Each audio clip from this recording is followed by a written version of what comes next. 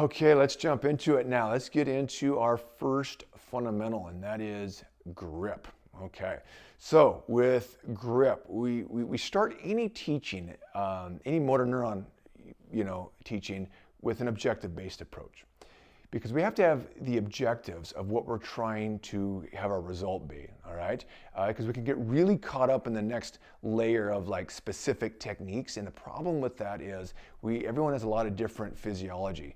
Some people, I tell you, will shoot better straight arms, some bent arms, all right? Some have cross-eye dominance, some got different size hands. So there's a lot of things we have to contend with each, the individuality of each shooter. So starting with an objective-based approach works great. So one quick example on this, as I was doing a training once where we filmed everyone and I processed the film and I went back and we watched it in slow-mo, and there was a gentleman who had a big gun, had kind of a teacup grip, but he had a pretty good draw. He went out there, he had a pretty good boom, boom, boom, boom, good groups, good splits, and all that, and I wasn't gonna change it. Why would I change anything, right? I mean, it works. Now, if he wanted to really say master it, like say Tiger Woods, I guess 20 years ago, he changed his swing a little bit to go from maybe a 98% to 99.3. I don't know, something like that, but that's a huge amount of resource for a modest amount of gain.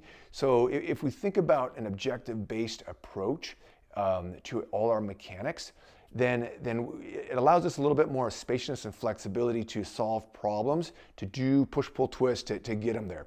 Nonetheless, so there's probably some ideas. There is some techniques that are pretty tried and true, that are best practices. So, all right. With that being said, just on the objective-based, let's get into these objectives and knock it out for grip.